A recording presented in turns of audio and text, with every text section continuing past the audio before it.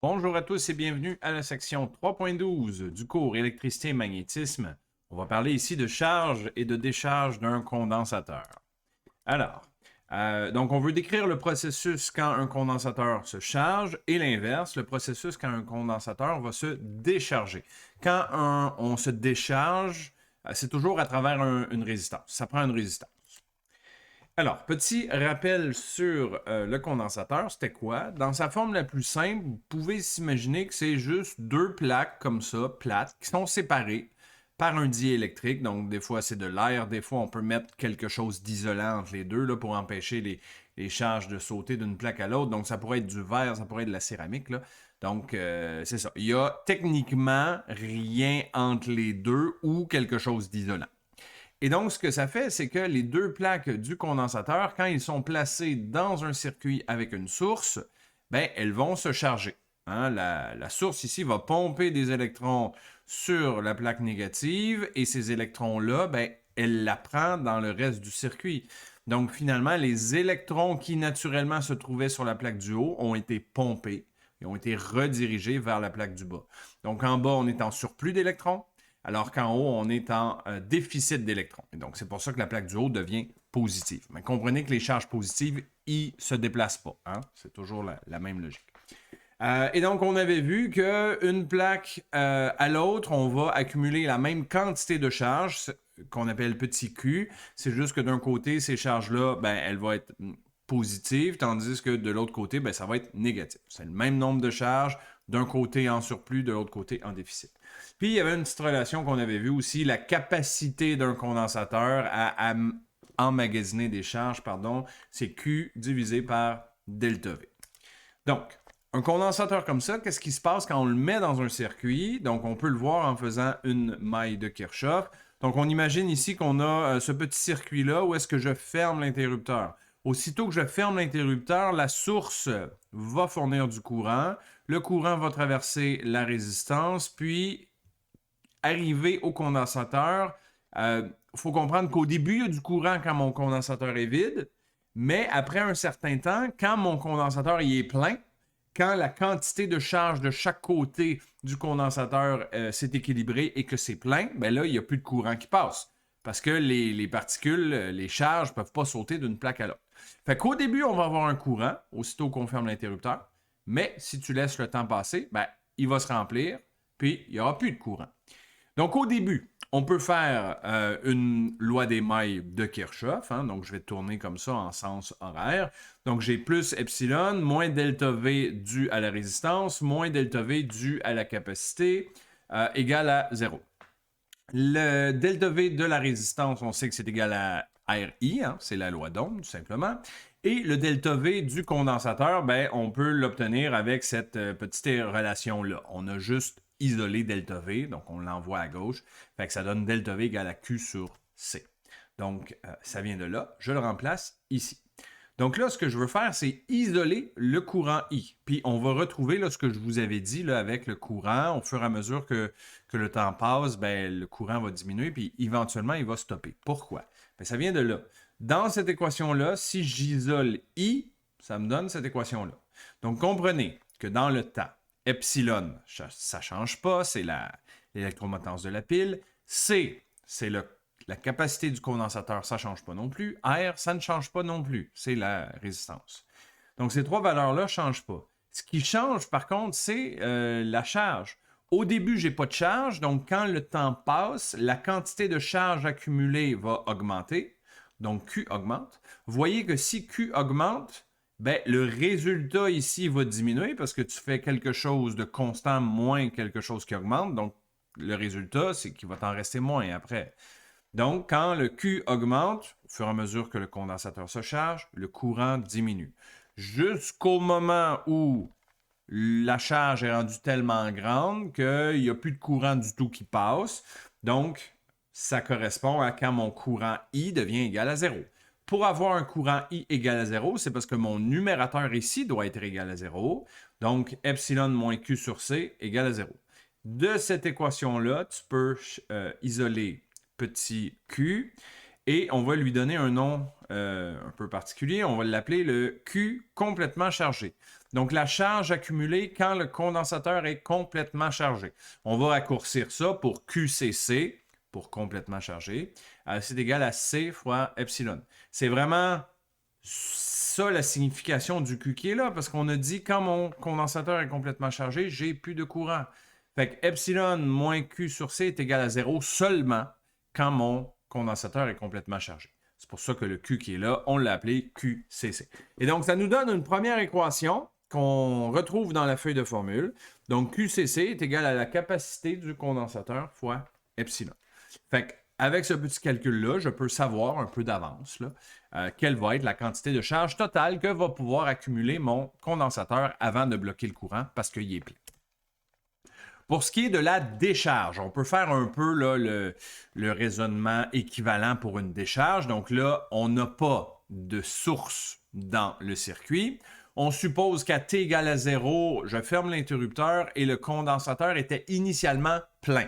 Donc, il était initialement complètement chargé. Fait que comprenez que si je ferme l'interrupteur ici, ben là, les charges qui étaient initialement accumulées dans le condensateur vont vouloir se rééquilibrer. Ça va vouloir se redistribuer uniformément à l'intérieur du circuit. Donc, ça va décharger le condensateur. Donc, la borne négative va relâcher ses électrons, puis les électrons vont se redistribuer là, un peu partout. Donc, on peut refaire, comme tantôt, là, une loi des mailles de Kirchhoff. Donc, peu importe le sens dans lequel je tourne, je vais avoir delta VC moins delta VR. Ça en prend un positif, un négatif, nécessairement, parce que si vous faites une mise à 0, mettons que je mets ma mise à la terre ici, ben ça c'est 0. Donc si je vais d'un côté, ben de l'autre côté de mon condensateur, ça va être aussi le même potentiel que de l'autre côté de ma résistance. Tout ce bout de fil-là va être au même potentiel. Donc, nécessairement, si je pars de 0, puis je vais là, il faut que je gagne un potentiel, puis quand je reviens, il faut que je reperde le potentiel que j'ai obtenu. C'est pour ça qu'il y en a un positif, un négatif. De toute façon, ça ne ferait pas de sens là, avec l'égalité égale à 0. Il faut que tu isoles, donc il faut que tu aies ultimement des valeurs positives de C, de R et de I. Donc, delta VC, comme tantôt, on peut le remplacer par Q sur C, puis delta VR au banc de la résistance, je le remplace par la loi d'Ohm, RI. De cette relation-là, j'isole Q, ça me donne RC fois I, et là, j'ai remplacé R et C par tau. C'est une lettre grecque, tau, qu'on appelle la constante de temps d'un circuit RC. Okay? Donc, on l'a ici, là, tau, c'est juste ARC, constante de temps d'un circuit RC. Et les unités de cette affaire-là, ça peut être un peu spécial, parce que si tu regardes ça, tu te dis, ouais, c'est des ohms fois des farades, mais c'est équivalent à des secondes. OK? C'est peut-être pas évident, mais oui, c'est bel et bien équivalent à des secondes. Voyons pourquoi. Donc, une résistance fois une capacité, c'est des ohms fois un farad. Mais des ohms, par la loi d'Ohm, on peut démontrer que c'est égal à des volts par ampère.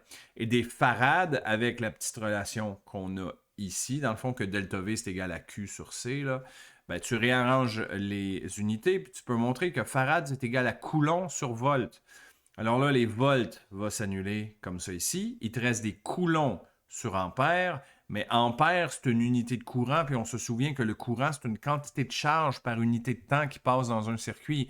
Donc, 1 ampère, c'est 1 coulomb par seconde. Fait que tu vois qu'ici, les coulombs s'annulent, puis la seconde qui est au dénominateur du dénominateur, ben, il remonte en haut. Fait que ça donne seconde.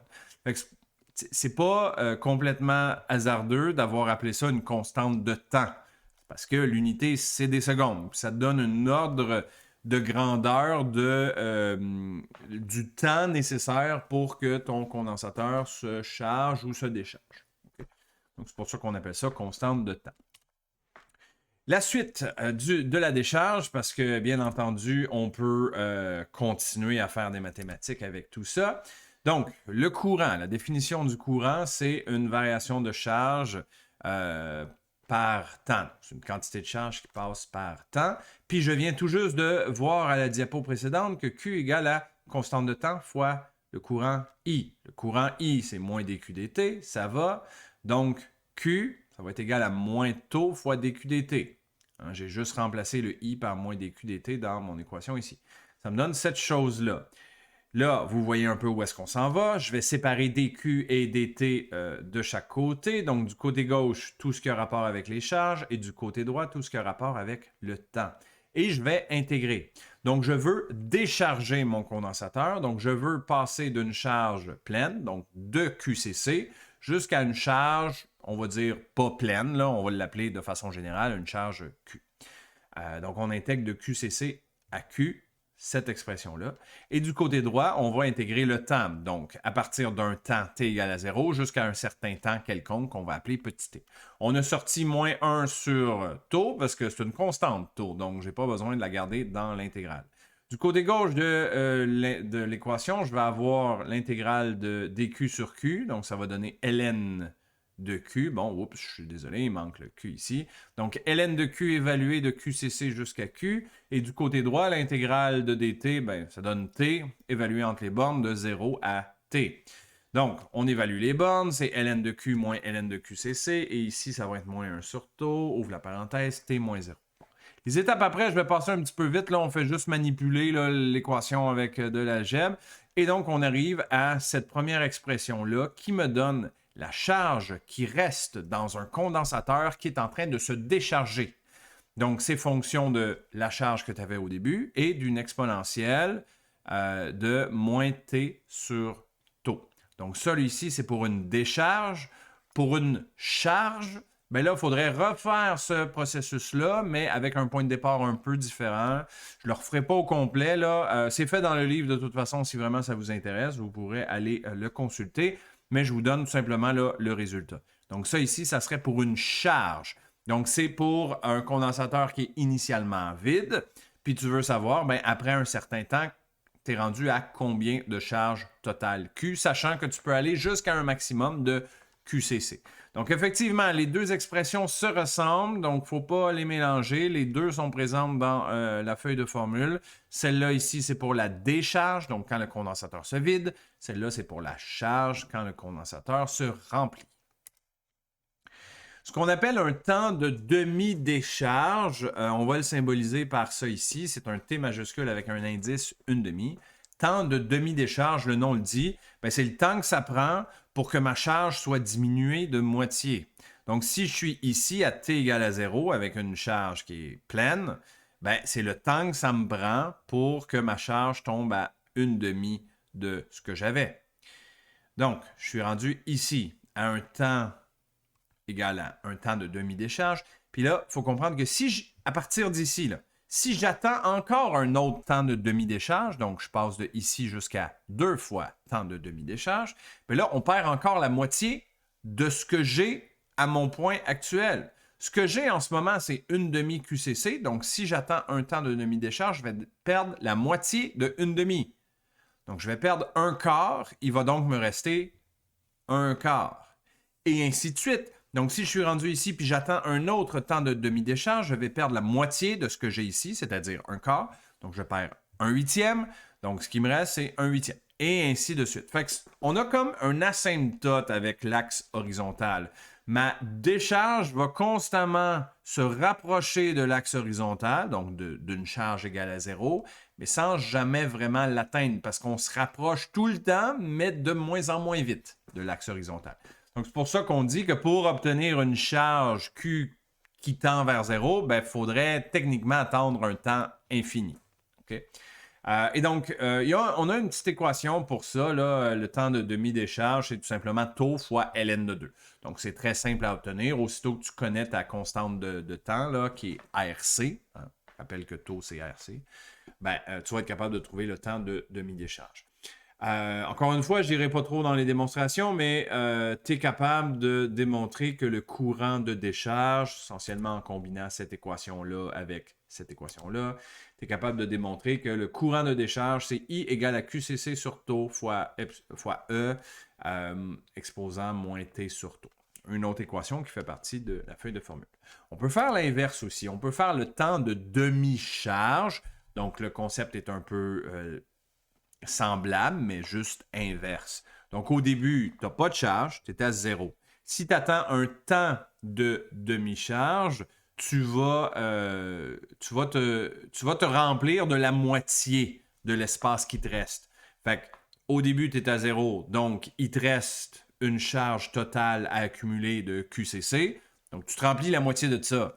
Donc, tu te remplis de 1/2 QCC. Fait que là, on est rendu ici. À partir de ici, si tu attends un autre temps de demi-décharge, tu vas te remplir de la moitié de ce que tu peux encore te remplir. Donc, on est ici à 1/2. Fait qu'il te reste encore 1/2 à accumuler. Donc, tu vas te remplir de 1/2 de 1/2. Donc, tu vas rajouter un quart. Donc, de 1/2, tu passes à 3/4. Et ainsi de suite. Si tu continues de laisser passer des temps, tu vas monter à 7/8e, 15/16e et ainsi de suite. Encore une fois, avec la même tendance que tu as comme une asymptote ici là, à QCC. C'est-à-dire que pour te remplir, ça prendrait un temps qui tend vers l'infini, essentiellement. OK? Ou est-ce que ici, ben, étant donné que c'est essentiellement la même relation, ben, c'est le même temps de demi-charge. Donc, c'est le même calcul que le temps de demi-décharge. Donc, c'est la même chose. Là. Taux fois ln de 2. Et encore une fois, je ne le démontrerai pas, mais si tu combines les équations, tu peux montrer que le temps de charge, le courant de charge, c'est la même chose que le courant de décharge. Donc, c'est cette expression-là qui s'applique dans les deux situations. OK, faisons quelques exemples. Donc, première situation ici, on a un montage avec un interrupteur ici que vous pouvez voir. Et cet interrupteur-là, vous pouvez soit venir l'incliner comme ça vers la gauche pour connecter le point P au circuit. Quand on incline comme ça au point P, ben, comprenez que là, ma source va envoyer du courant à travers la résistance et va essentiellement charger mon condensateur. Mais si mon levier, je le mets plutôt vis-à-vis Q, bien là, comprenez que ça sort la source du circuit. Et là, mon circuit qui reste, finalement, c'est juste une résistance avec un condensateur. Donc, quand on est à Q, bien, le condensateur va se décharger. Okay? Fait que comme ça, on peut passer d'un état de charge à un état de décharge juste en changeant l'interrupteur. En laboratoire, ça va ressembler beaucoup à ça aussi, ce qu'on va faire. Donc, le montage permet de charger quand l'interrupteur est à P, je l'ai dit, et de décharger quand on est à Q. Parfait. On donne des valeurs. Epsilon, c'est l'électromotance, c'est 9 volts. La résistance, c'est 60 000 ohms. Et la capacité, c'est 20 microfarads. Micro, c'est des fois 10 à la moins 6 farads. On laisse l'interrupteur à la position Q suffisamment longtemps pour considérer le condensateur complètement déchargé. Donc, on va supposer qu'on l'a laissé à un temps presque infini. Donc, mon condensateur est initialement vide. Il y a 0 charge dedans. Puis, à T égale à 0, tu mets l'interrupteur à P. Clac. Donc là, soudainement, il va commencer à se remplir. Et la question, c'est détermine ce qu'indique le voltmètre 2 secondes plus tard. Donc, 2 secondes après avoir mis l'interrupteur à P. Le voltmètre, il est ici. Donc, on voit qu'il va mesurer en temps réel la différence de potentiel aux bornes du condensateur. Alors, allons-y. Plusieurs petites choses déjà qu'on peut calculer. QCC et la constante de temps, ben, c'est des constantes. On peut les trouver, on a tout ce qu'il faut. Ça prend la capacité qu'on connaît, l'électromotance qu'on connaît, la résistance et C, encore une fois. Donc, je remplace les valeurs, ça donne ces deux résultats-là. À T égale à 2 secondes, il faut que j'aille voir j'ai combien de charge qui s'est accumulé dans mon condensateur. Donc, l'équation pour une charge, c'est cette équation-là. Donc, mon QCC, je l'ai trouvé juste avant, ça va. 1 moins, voyons, j'arrête pas de dire epsilon, c'est exponentiel, c'est ça que je veux dire. T, c'est à 2 secondes, donc je vais mettre T égale à 2. Et taux, c'est ma constante de temps que j'ai trouvée ici. Je remplace, je calcule. Donc ça, c'est la quantité de charge que j'aurai à T égale à 2 secondes. Et donc, finalement, pour trouver ce que va indiquer mon voltmètre, ben, j'ai juste besoin d'appliquer la petite relation du condensateur qu'on avait vu, que la capacité d'un condensateur, c'est Q divisé par delta V. Delta V, c'est mon inconnu, donc je peux l'isoler ici. Je connais la charge d'accumuler dans mon condensateur, c'est ça ici. Et je connais la capacité du condensateur, c'est 20 microfarads. Donc, je calcule et ça donne 7,3 volts. C'est pas plus compliqué que ça. Allons en faire un autre. On laisse l'interrupteur ici à la position P suffisamment longtemps pour considérer le condensateur complètement chargé. Donc, supposez qu'on l'a laissé à P pendant un temps presque infini. Donc, on peut dire mon condensateur est initialement plein. Donc, il a accumulé une charge sur les plaques qu'on appelle QCC, complètement chargée. Puis, on place l'interrupteur à la position Q. Ça, c'est à T égale à 0. Donc, on comprend que quand on le met à Q, ben, mon condensateur va commencer à se vider. Donc, ce sera une décharge.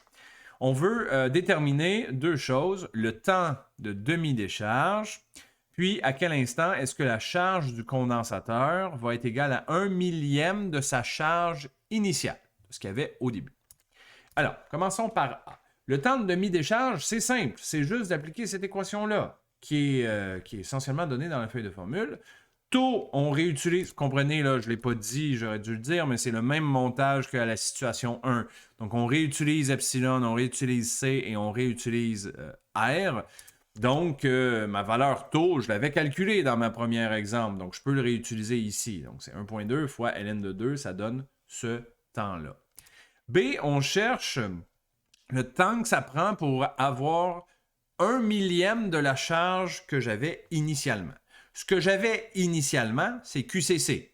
Donc, moi, je veux une charge finale, Q, qui est égale à 1 millième de ça. Donc, on fait 10 à la moins 3, ça c'est comme 1 divise par 1000. Là.